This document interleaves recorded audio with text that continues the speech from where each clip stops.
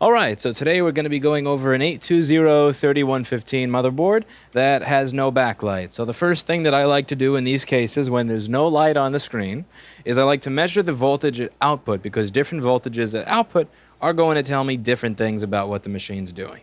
So I'm going to plug this in. Since this is a Core i5, i7 board, it will turn on automatically when I plug the charger, and that's what all these machines should do. It did. And I'm going to just measure the voltage I get on output. So let's just push this microscope out of the way. And really should change that camera angle so the waving paper towel is out of the way in the corner. I'm soaked. It's raining outside. I don't have an umbrella. I always manage to lose my umbrella on the train or leave it somewhere, so I gave up on them. And by the time I get to the place where I can actually buy an umbrella, I'm already soaked, so I don't bother buying one. I feel like it's a waste of money to buy an umbrella once you're already soaked. So I'm drying off right now. So let's see. Can you see the meter? You can kind of see the meter. So on backlight output, I get 0 volts. Now what I'm going to do is I'm going to check the backlight fuse at the beginning of the circuit. I got 12.5 volts on one side and 12.5 volts on the other.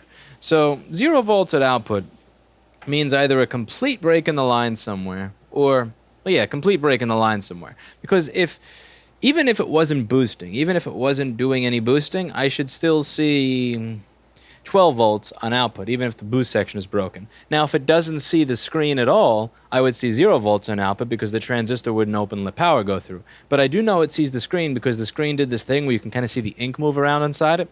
You're not going to be able to notice this with the retinas because the retinas they use a different technology for the screen.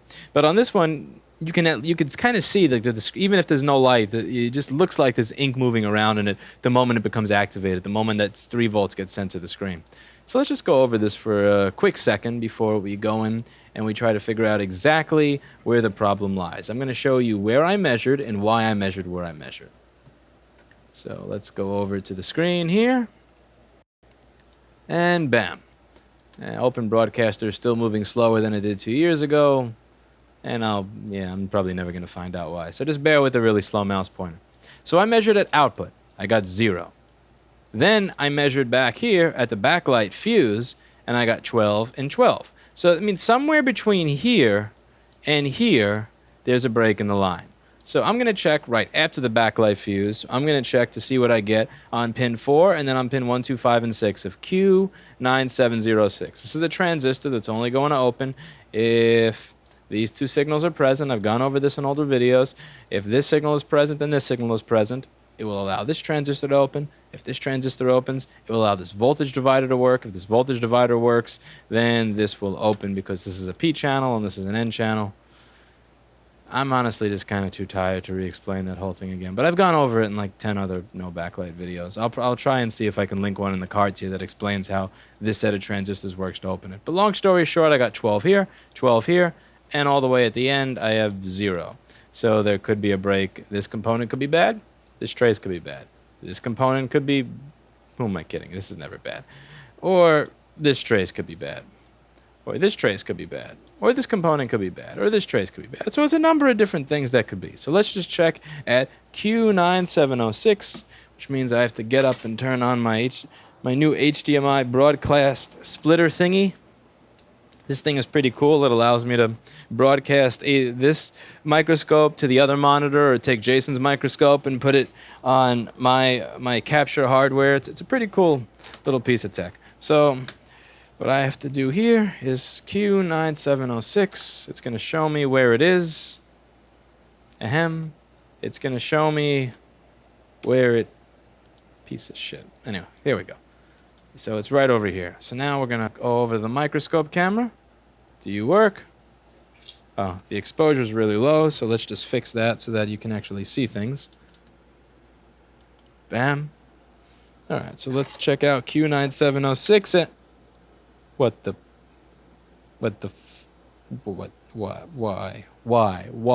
Why? Missing parts. Oh. Alright, so this is... yeah. Okay, so that explains everything. And this is where I get to firing the clients.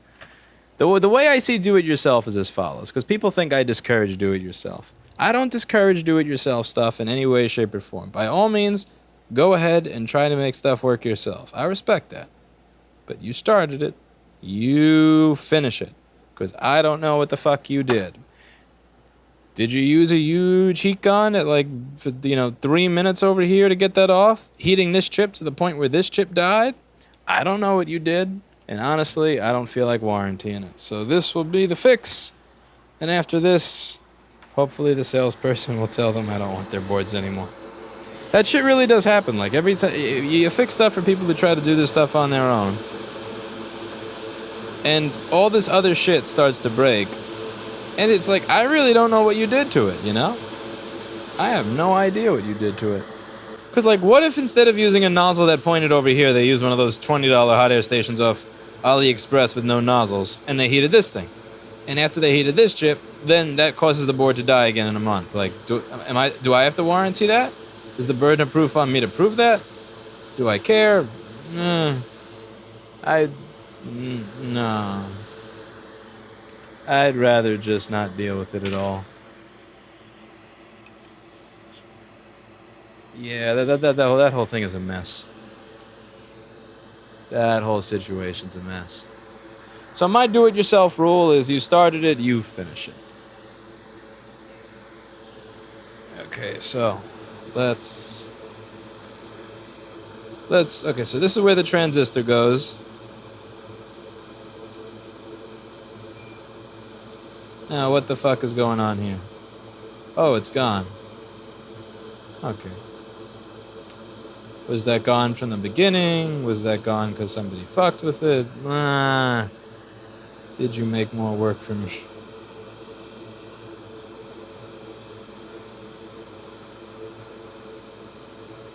Alright, so first things first. It seems like this stuff over here. So this is missing R9788 pin 1. So R9788 pin 1. Luckily, this is for a voltage divider that delivers very little power, so I can run a thin wire there and be fine.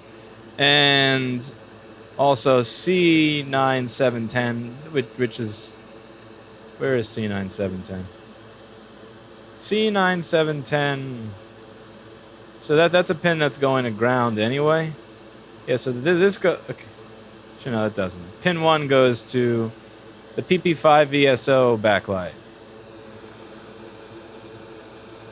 Well, this is not the most critical thing in the world. So if you knocked off the pad for that, I don't really care. But if you knocked off the pad for this, I'm fucked. See, this is a P-channel MOSFET. I'm going to do what I said I wasn't going to do before, which is explain everything. See, this is only going to open when the voltage in the gate is lower than the voltage on the source over here. So this is the gate, and this is the source. So what this voltage divider does is it takes the voltage from the source and brings it to the gate, but it lowers it from something like, instead of it being 12 volts, it'll be 5 volts on the gate. In order for that to happen, in order for this to be a voltage divider, the bottom of the voltage divider has to go to ground, but this transistor blocks it. So this is an N-channel MOSFET. It's the opposite of the P-channel. It'll open if the voltage in the gate is equal to or higher than the source by a certain amount. So if these two signals are present, this voltage divider gets to go to ground. If this voltage divider gets to go to ground, then it allows this transistor to open by making sure that 5 volts goes to the gate instead of having 12 volts. Now, if this obviously, if this these resistors are burned, then you're kind of fucked. You have no voltage divider. So I need to run a wire between here and here, and if I really feel like it, I need to run a wire between this capacitor and this. We'll see how I feel about that by the end of it, because I don't know if I want to do that. It's not really necessary, and I'm not the one who knocked that shit off to begin with. But so first thing to do is find myself a top quality, top-notch donor board. I'm gonna find the most beautiful donor board in the pile. And luckily, I found one and it still has a transistor. That's amazing. So I'm gonna put some of my components there. We'll get started.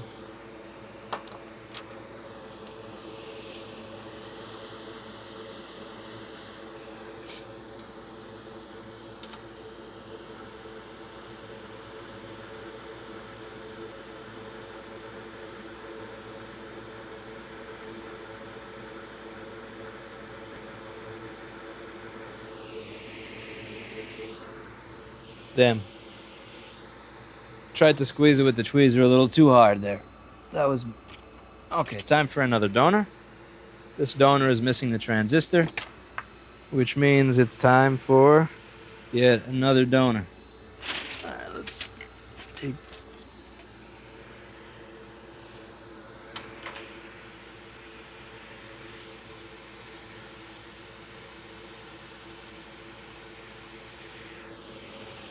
Da-da-da-da.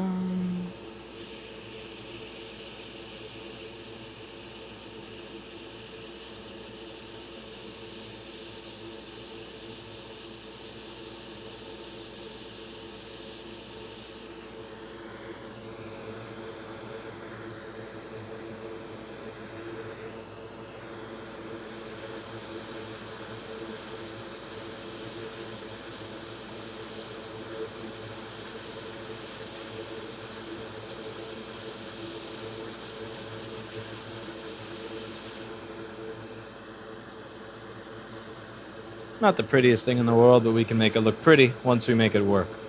First things first is to make it work.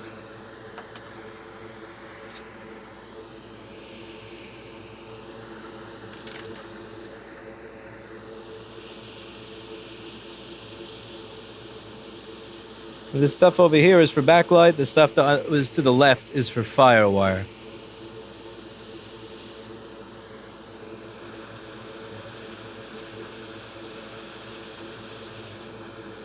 And you can see that there's a trace that goes to the pad that's missing, and I can scratch that. But even if I did, this trace is going over to this, which is missing anyway, so I might as well just run the wire from the other side of the board. Now, I may not run the wire for the other capacitor. The whole point of that capacitor is to get rid of some ripple, right? That's the point of that. It's supposed to keep some ripple from going back into the system. Yet here's the thing. If I run a wire all the way around the board, I'm kind of introducing more ripple than I would be getting rid of with that capacitor. So the way I see it, because of what that capacitor is there for, if I actually run the jumper wire from one side of the board to the other, which is what I have to do, that's a local bypass capacitor, I'm pretty much defeating the purpose of the bypass capacitor. So I'm going to leave that as is.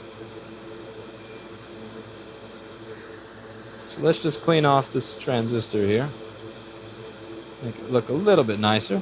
Now, do remember that those four bottom pads are all supposed to be shorted together. Now, what I did, that's not supposed to be shorted together, so that I have to fix. Not every pin. But the bottom four pins are supposed to be shorted together. It's all one set of output. That's why output on the schematic for the transistor is pins 1, 2, 5, and 6. They're all going to the same place. All right, so do this.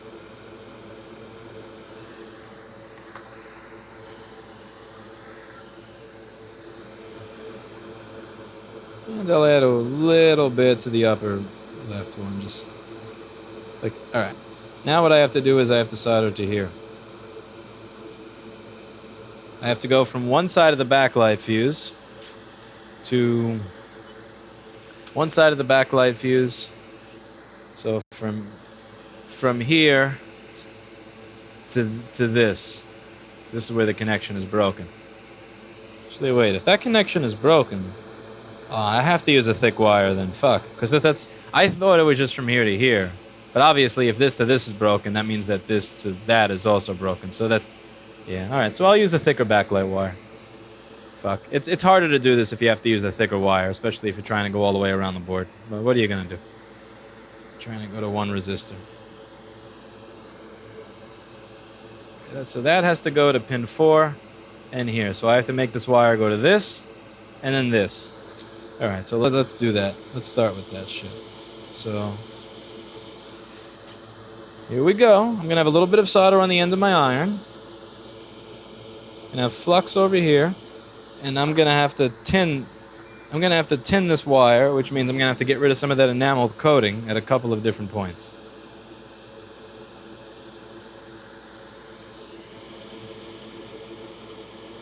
This is gonna be a little tricky. I really should use the micro pencil for this. If I was smart, I would change to the micro pencil, but I don't want to hear the HAKKO beep at me. Alright, so part 1, accomplished. So it's, now, I don't want to attach this to anything else. I just want it to go to this pin here, and then here. So I'm just going to scrape. I'll zoom so you can get a better look.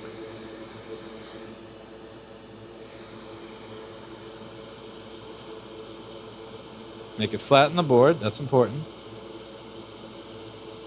Scrape.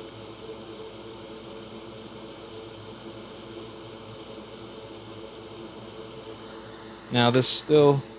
The Pyre is better scraping.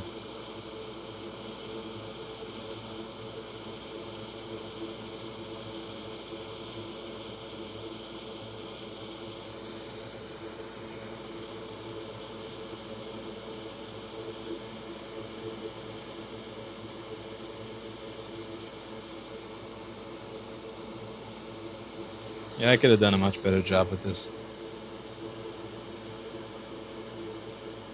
Scrape it on the other side. There we go. I didn't scrape it on both sides. Way to be a dumbass. I could do that wire better now, because I exposed too much. I don't like the way this came out. You fucking idiot. Alright, so let's try this again.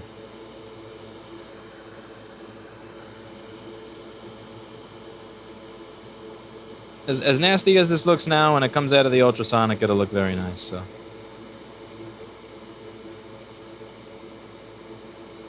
Alright, so this is going to get...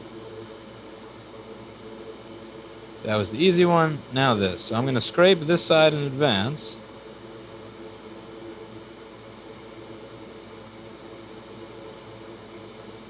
There we go. That's a nice, that's a connection. Now we break off the excess here. Alright, so we're connected to the leg of the transistor and that. Yeah, I'll clear it up a little so you can see what it looks like. It's...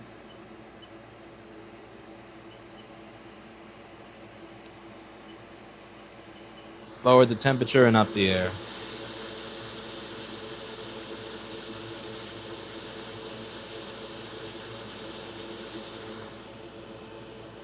See, it's partially disgusting. It's not totally disgusting. So now we have to go over to the fuse and we have to solder to pin 2 of the fuse.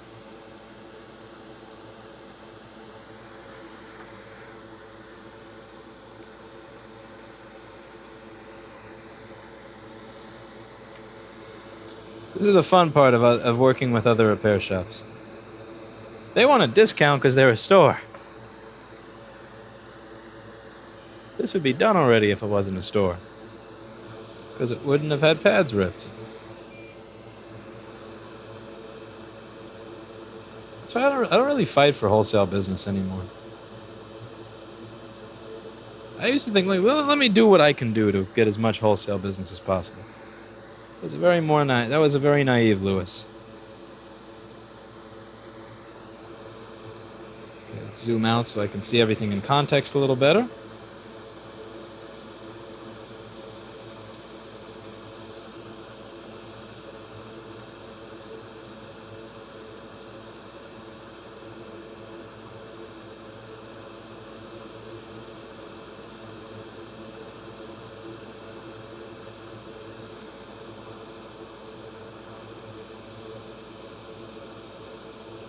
Yeah, screw the whole merry-go-round thing. Let's just wire directly up there. Yeah, I like this better.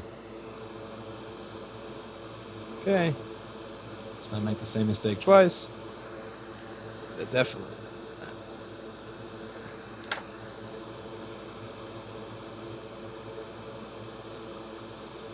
Let's make it flat on the board.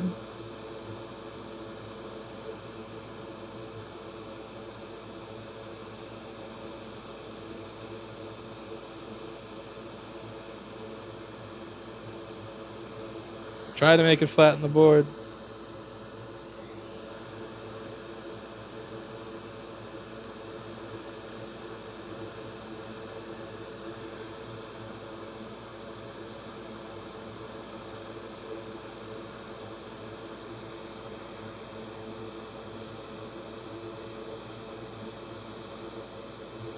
Better.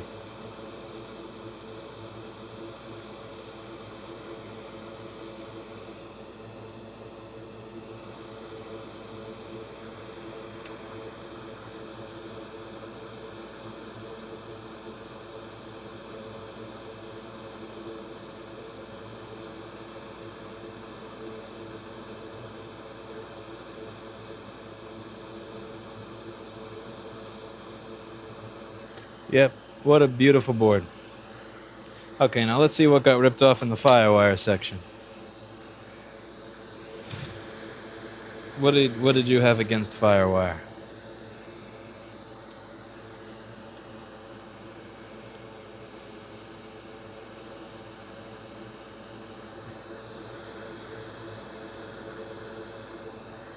Okay, so I'll just have to run a wire for PP bus G3 hot. No biggie.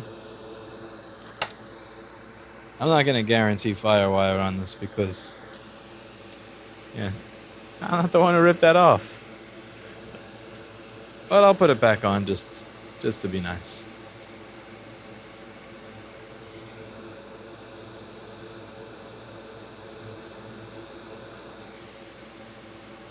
Just to be nice.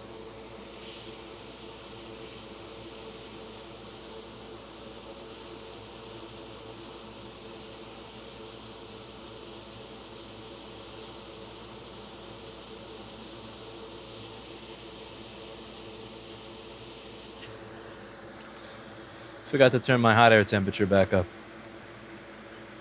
You're not getting anything off this board at 305 Celsius.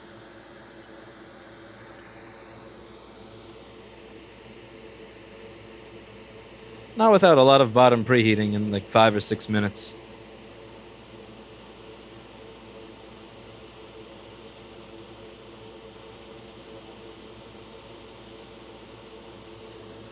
Okay.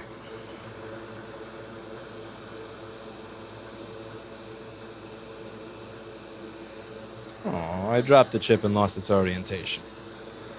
Let's see if I can read the top of the chip and get the orientation from a different board. So it says 638J. So let's see what another board says. Another board says 638F, close enough, so I just have to turn this around the other way. Yeah, the cap, the top cap of the hot air of the Ethernet transformer always melts a little when you use hot air. It's not going to do anything. You're not destroying the transformer inside of it in any way, shape, or form. It's just a plastic cap. So if you've done that, don't drive yourself nuts.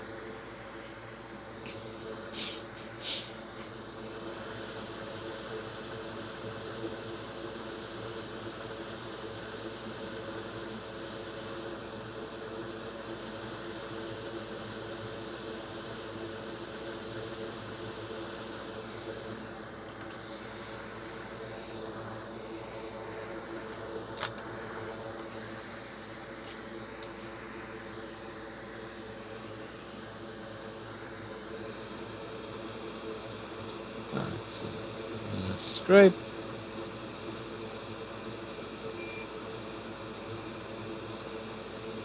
I'm pretty sure there's not going to be a pad under there. That red stuff is a giveaway that I'm scraping away at a dead area.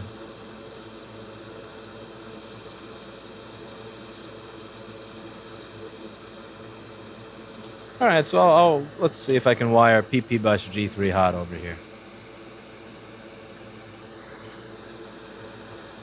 So same principle.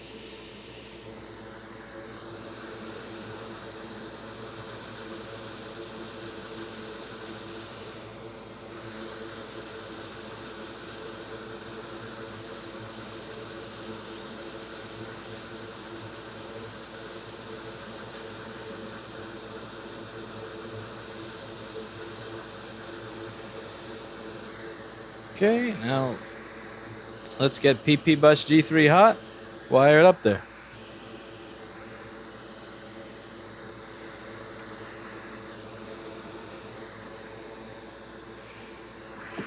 Yeah, excuse me.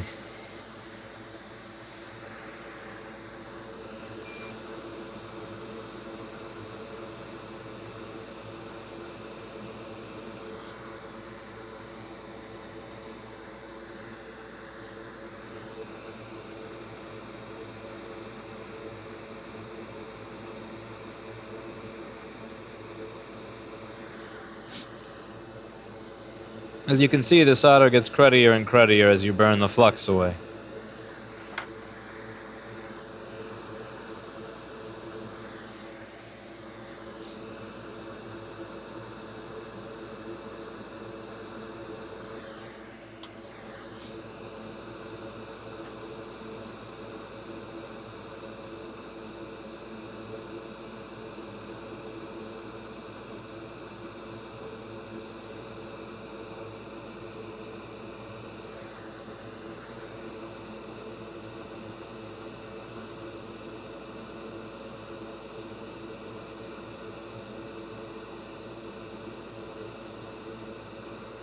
I hope the little probe point next to it is also PP Bus G3 hot, because I'm...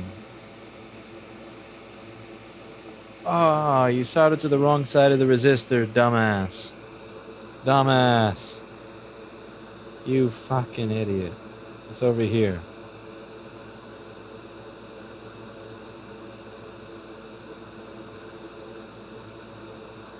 That was stupid.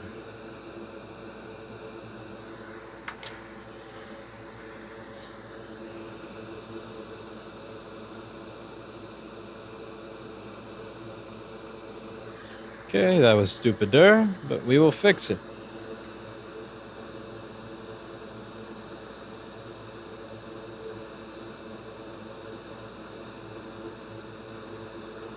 The wire wants to do everything but lay flat.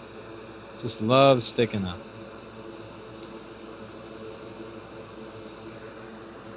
Alright, so you go.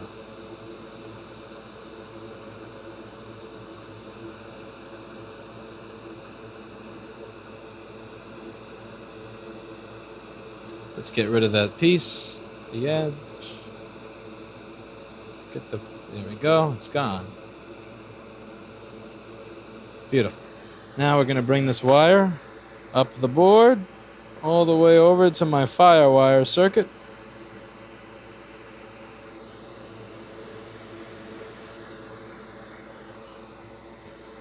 Now, same principle as before. This wire's got to make 2 stops. It's got to go here and then here.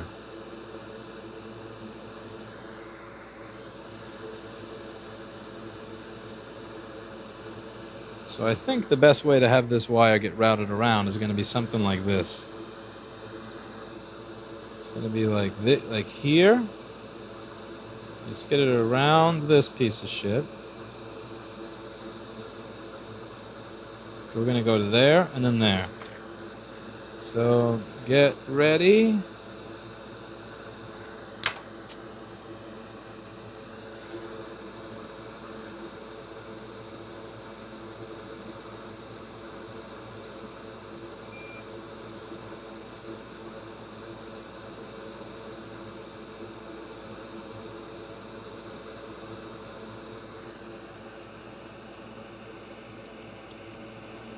Now, what is that probe point above it? Okay, that probe point above, right above the capacitor, where PP Bus G3 hot is supposed to be, is for something totally unrelated to PP Bus G3 hot. Thank you for putting that probe point there. Oh, thank you, Apple.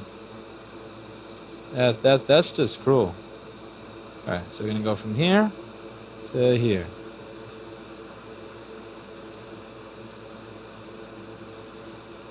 Come on. There we go.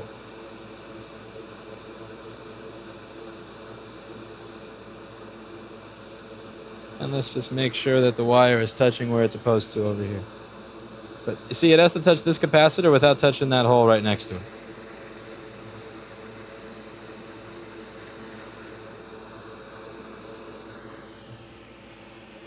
Yeah, I'm happy with that. I'm satisfied with that. So let's see if I have backlight. Now I can test backlight. I can't test FireWire because I don't even own. I mean, who has FireWire shit anymore? I mean, RME had some good FireWire audio interfaces, like in 1972. I don't know. Like how that shit is so old, just so old.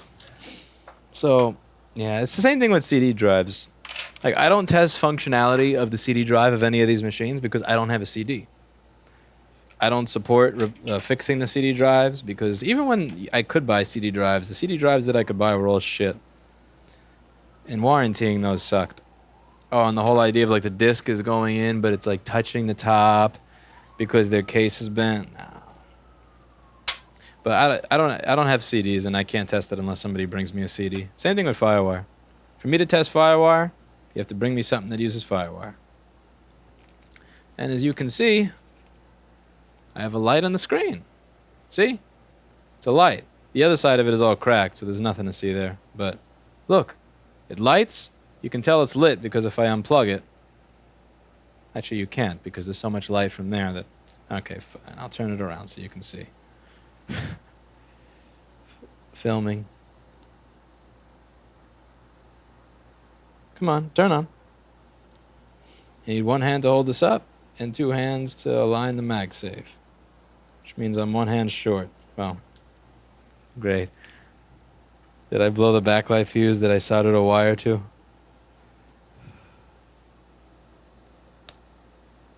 Come on, plug in, you fuck. Alright, plugged in.